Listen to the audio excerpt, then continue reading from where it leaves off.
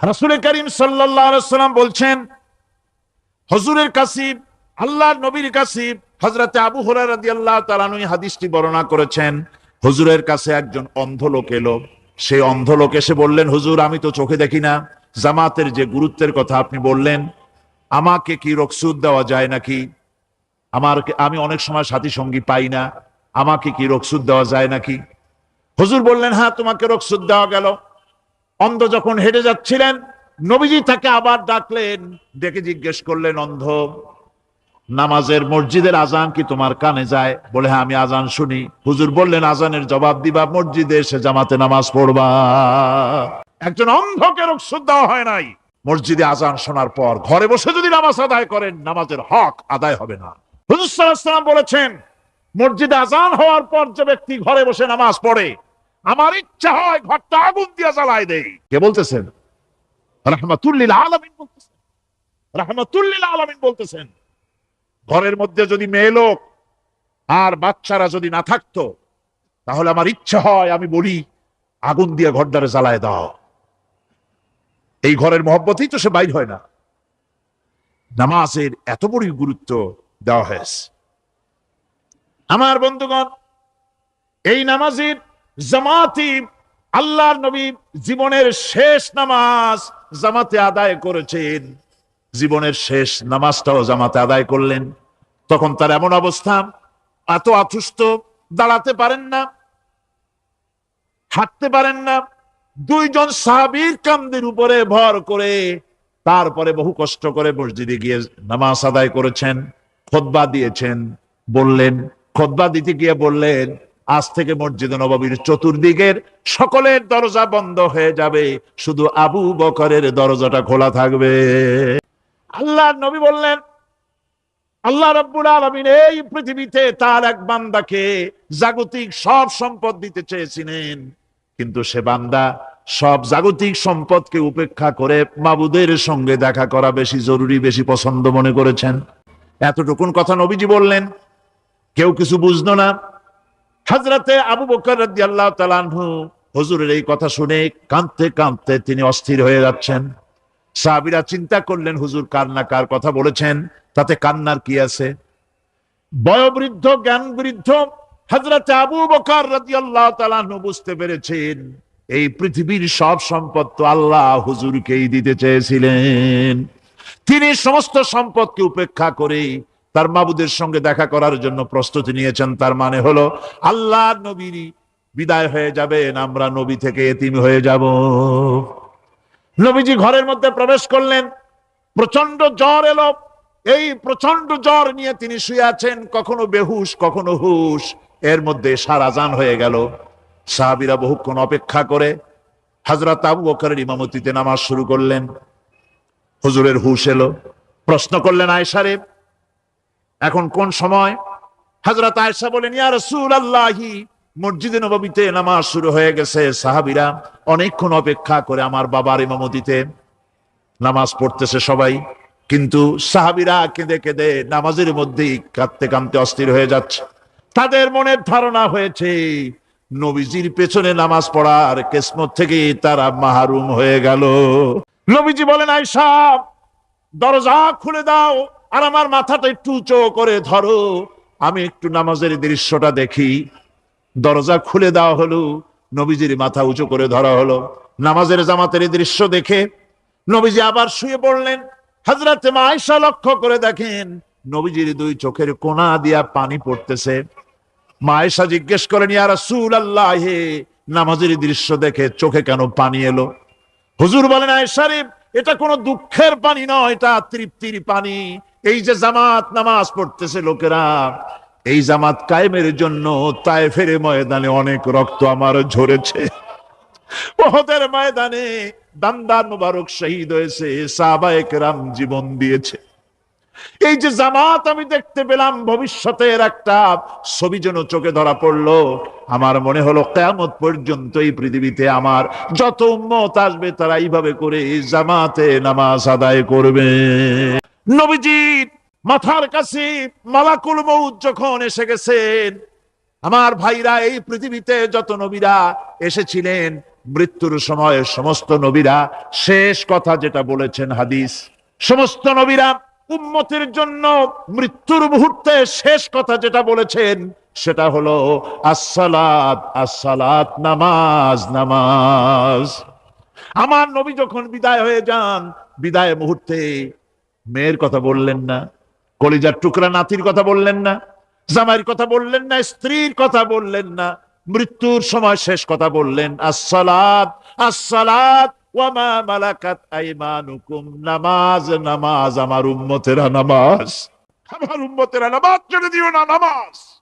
যেই নবী উম্মতের জন্য এত কাঁদলেন, নামাজের জন্য এত কথা বলে গেলেন, আল্লাহ রাব্বুল আলামিন নামাজের জন্য এত নির্দেশ করলেন, নবীজি ইন্তেকালের সময় নামাজের কথা বলে দিলেন, সেই মুসলমান আজ নামাজ আদায় করে না, নামাজ পড়ে তো নামাজ শুদ্ধ হয় না। হযরতে হুযায়ফা রাদিয়াল্লাহু তাআলা আনহু তিনি একবার ইয়েমেন সফর করেছিলেন, এক মসজিদে নামাজ পড়লেন, একজনকে তিনি নামাজ পড়তে দেখলেন, নামাজ পড়তে দেখে তিনি অপেক্ষা করলেন, লোকটার নামাজ হয়ে যাওয়ার পর তিনি প্রশ্ন করলেন, আল্লাহর বান্দা তুমি কতদিন এরকমের নামাজ পড়তেছো? তিনি বললেন, প্রায় 40 বছর তো হবে আমি এরকম নামাজ পড়তেছি। হযরতে হুযায়ফা বলেন, তুমি কি আমারে চেনো? কয় না, চিনি না। হযরত হুযায়ফা বললেন, আল্লাহর বান্দা শোনো, আমি হচ্ছি আল্লাহর নবী মুহাম্মদুর রাসূলুল্লাহ সাল্লাল্লাহু আলাইহি সাল্লামের সাহাবী হুযায়ফা। ও আল্লাহর বান্দা, তুমি যেভাবে নামাজ পড়েছো এইরকম যদি 40 বছর নামাজ পড়ে থাকো, আল্লাহর কসম করে বলি নবীজি যে নামাজ শিখাইছেন তোমার সে নামাজ হয় নাই, রাসূলুল্লাহর নামাজ হয় নাই। নামাজ পড়লেই হবে না, রাসূলুল্লাহ বলেছেন সাল্লু কামা রাআইতুমুনি উসাল্লি, নামাজ পড়ো সেইভাবে যেভাবে আমারে পড়তে দেখো। বিশ্বাস করুন ভাইরা, নামাজ যদি না হয়, হরতাল করিয়া, মিছিল করিয়া, বিক্ষোভ করিয়া, যে কোনো আন্দোলন করে ইসলামকে বিজয়ী করা যাবে না যতক্ষণ পর্যন্ত নামাজ সহি না হবে। নামাজ হচ্ছে ফাউন্ডেশন, নামাজ নাই কিচ্ছু নাই। ঠুকঠাক করে 2টা সেজদা দিয়ে উঠে যাবেন, আপনার ইসলামী আন্দোলনের 4 পয়সার দাম নাই।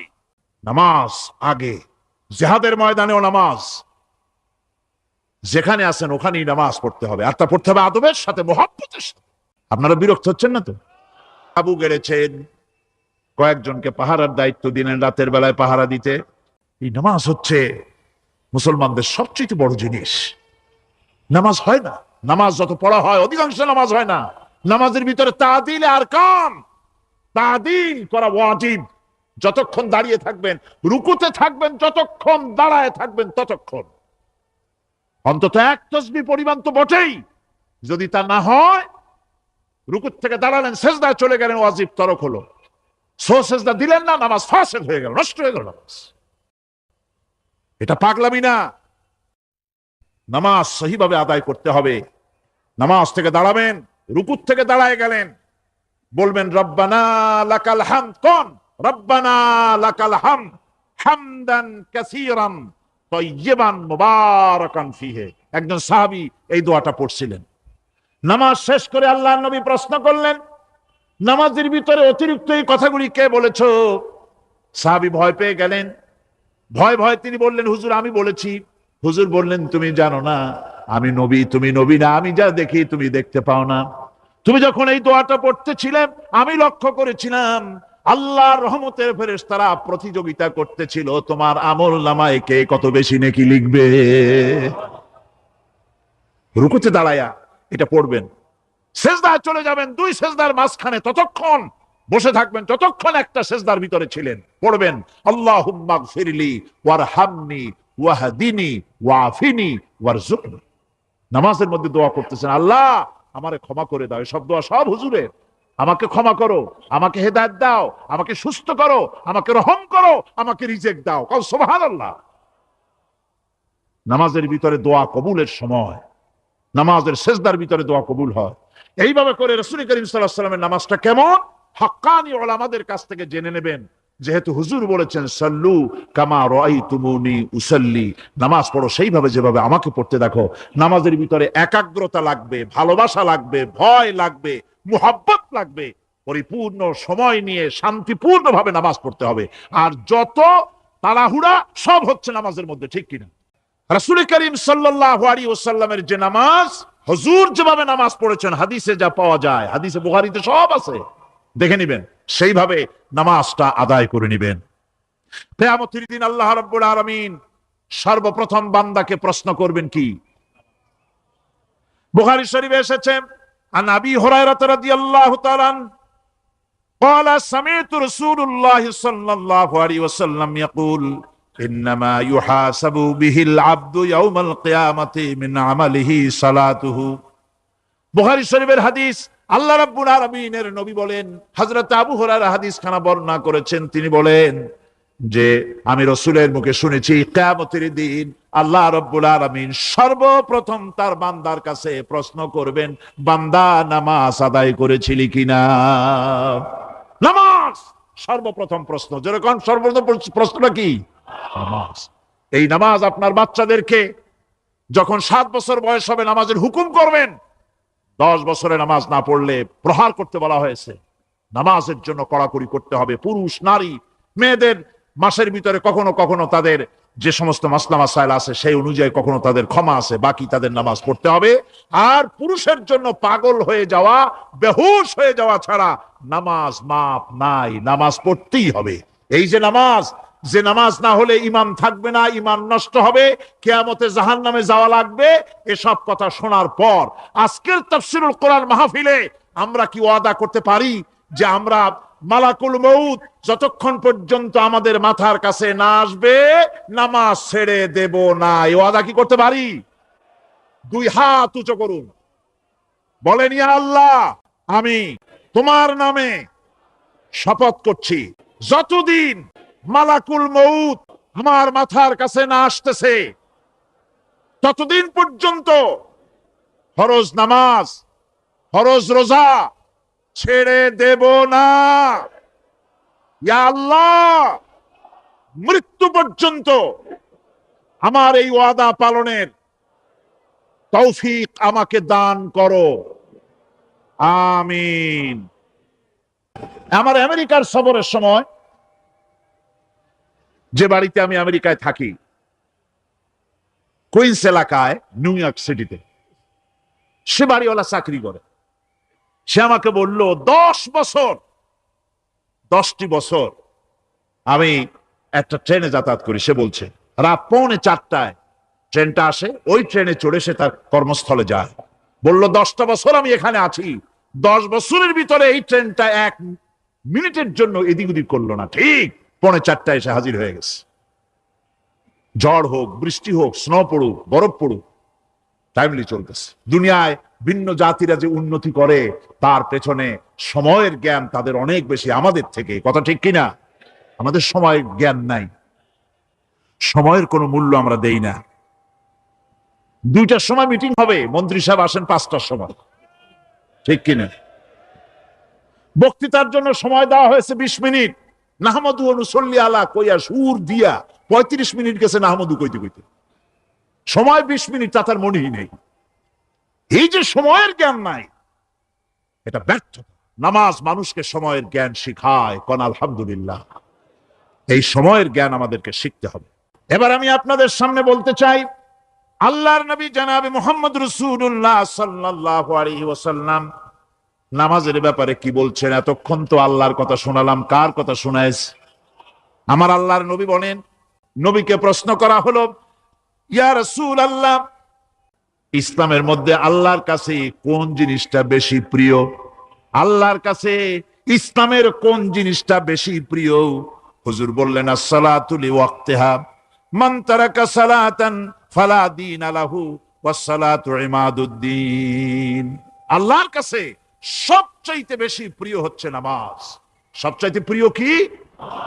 নামাজ। ওয়াক্ত মতো নামাজ আদায় করা আল্লাহ পাকের বেশি প্রিয়। আর এই নামাজ হচ্ছে দ্বীনের খুঁটি। এটা দ্বীনের কি? খুঁটি। এই যে খুঁটিগুলো আছে, খুঁটিগুলো ফালাই দিলে তারপর আপনার এই প্যান্ডেল থাকবে? থাকবে না। বিল্ডিং এর পিলার ভেঙে দেন, বিল্ডিং টিকবে? ঘরের খুঁটিগুলি উড়ায় ফেলেন, ঘর টিকবে? টিকবে না। দ্বীনের খুঁটি হচ্ছে নামাজ। লা দীনা লিমান লা সালাতা লাহু। যার কাছে দ্বীন নাই, যার কাছে নামাজ নাই, তার কাছে কি নাই? দ্বীন নাই, ঈমান নাই। আল্লাহর নবী বলেছেন, ওয়ান জাবির রাদিয়াল্লাহু তাআলা আনহু قال قال رسول الله صلى الله عليه وسلم بين العبد وبين الكفر ترك الصلاة। আল্লাহ পাকের নবী বলেন, আল্লাহর বান্দার মুমিন, আল্লাহর বান্দার কাফের, দুইজনের মধ্যে পার্থক্য হলো যে ব্যক্তি নামাজ পড়ে সে আল্লাহর গোলাম, যে নামাজ পড়ে না সে কাফের হয়ে গেল। যে নামাজ পড়লো না সে কাফের হয়ে গেল। মান তারাকা সালাতান মুতাআম্মিদান ফাকাদ কাফারা, যে ব্যক্তি ইচ্ছে করে নামাজ ছেড়ে দিল সে কাফের হয়ে গেল। নামাজ আদায় করা বাধ্যতামূলক প্রত্যেকটি মুসলমানের জন্য। রাসূল করিম সাল্লাল্লাহু আলাইহি সাল্লাম একটা দৃষ্টান্ত দিয়েছেন, কারো বাড়ির সামনে যদি একটা নাহার থাকে, একটা পুকুর থাকে, একটা খাল থাকে প্রবাহিত, এতে যদি ওই বাড়িওয়ালা দৈনিক 5 বার গোসল করে তাহলে তার গায়ে কি কোনো ময়লা থাকে? হুজুর, সাহাবীরা বললেন না হুজুর, থাকে না। হুজুর বললেন এটাই হলো নামাজের দৃষ্টান্ত। 5 ওয়াক্ত নামাজ যে আদায় করবে সে গুনাহ থেকে আল্লাহ পাক তাকে পবিত্র করে দিবেন। সুবহানাল্লাহ বিহামদি। আমার ভাইয়েরা, নামাজ পড়লে পরে এক জুমা থেকে আর এক জুমা পর্যন্ত মানুষ যে সমস্ত গুনাহ করে, কবিরা গুনাহগুলি বাদে, শিরক আর কবিরা গুনাহগুলি বাদে যত গুনাহ আছে তার কাফারা হয়ে যায়। নামাজ যে সঠিকভাবে আদায় করবে, এই নামাজটা একটা কঠিন কাজ। নামাজটা কি কাজ? কে বলতেছেন এ কথা? আল্লাহ পাক। ওয়া ইন্নাহা লাকাবীরাতুন ইল্লা আলাল খাশিঈন। নামাজ একটা ভারী জিনিস, একটা কঠিন জিনিস। কাদের জন্য কঠিন নয়? যারা নাকি আল্লাহ পাককে ভয় করে। আল্লাযীনা ইয়াযুন্নুনা আন্নাহুম মুলাকু রাব্বিহিম ওয়া আন্নাহুম ইলাইহি রাজিউন। যারা নাকি একথা মনের ভিতরে ধারণা করে যে আল্লাহ রাব্বুল আলামিনের দরবারে আমার হাজির হওয়া লাগবে, মোলাকাত করা লাগবে, এই চিন্তা যারা করে তাদের জন্য নামাজ মোটেই কষ্টকর নয়, নামাজ মোটেই তাদের জন্য অসহনীয় নয়, বোঝা নয়, ভার নয়। তারা নামাজ আদায় ঠিকই করবে। এই জন্যে বিবি বাল বাচ্চা সকলকে নামাজের জন্য তাগিদ করতে হবে। যত ভাই এখানে এসেছেন নিজেরা পড়বেন, বিবি বাল বাচ্চাকে তাকিদ করবেন। আল্লাহ পাক বলছেন তোমার নিকটবর্তী যারা আছে তাদেরকে তুমি আল্লাহর ভয় দেখাও, নামাজের জন্য তাদেরকে বলো, আল্লাহর ভয় তাদের অন্তঃকরণের মধ্যে সৃষ্টি করে দাও। আর এই নামাজ পড়তে হবে জামাতের সাথে। নামাজ পড়তে হবে কিছুর সাথে?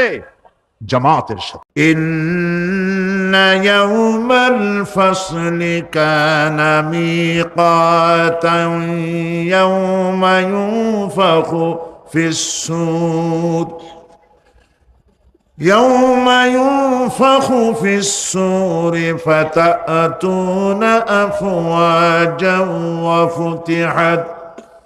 وفتحت السماء فكانت أبوابا وسيرت الجبال فكانت سرابا صدق الله العظيم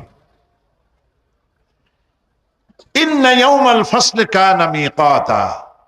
নিঃসন্দেহে বিচারের দিনটি পূর্ব থেকেই নির্ধারিত হয়েই আছে।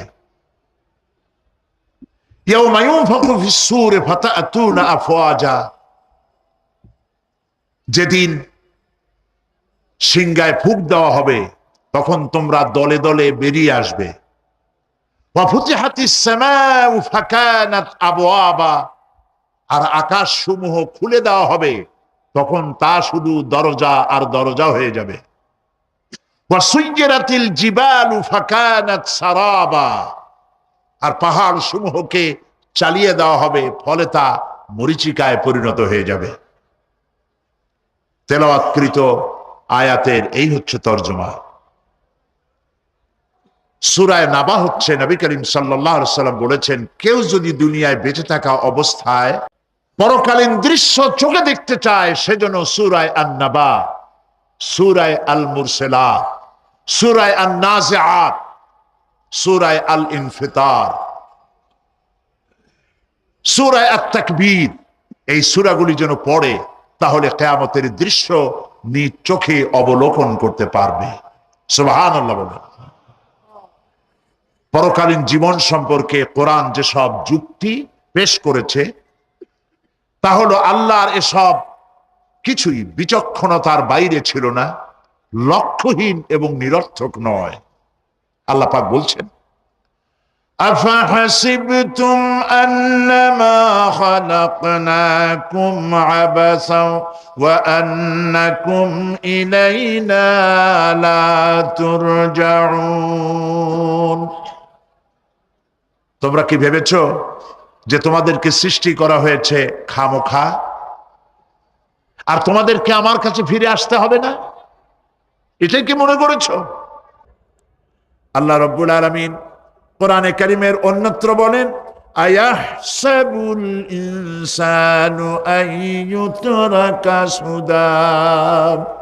মানুষ কি ভেবেছে যে তাদেরকে নিরর্থক আমি সৃষ্টি করেছি? মোটেই না। وما خلقنا السماوات والأرض وما بينهما لاعبين। আল্লাহ পাক বলেন, এই আকাশ আর জমিন আর এর মধ্যবর্তী যা কিছু আমি সৃষ্টি করেছি কোনোটাকে খেল তামাশার বিষয়বস্তু করে তৈরি করি নাই, নিরর্থক করে বানাই নাই। প্রত্যেকটি সৃষ্টির পেছনে বিচক্ষণতার দাবি হিসেবেই সৃষ্টি করা হয়েছে। বিরাট কারণ রয়েছে, খামোখা বানানো হয় নাই। এই পৃথিবীর একদিন শেষ হয়ে যাবে, এই বিশ্ব ব্যবস্থার একদিন পরিসমাপ্তি হয়ে যাবে। এই আকাশ থাকবে না, এই জমিন থাকবে না। বিশ্বাস করেন? আর যারা জবাব দিলেন না, বিশ্বাস করেন? এ আকাশ, এ জমিন, এ মানব গোষ্ঠী কিছুই থাকবে না, একদিন সব শেষ হয়ে যাবে।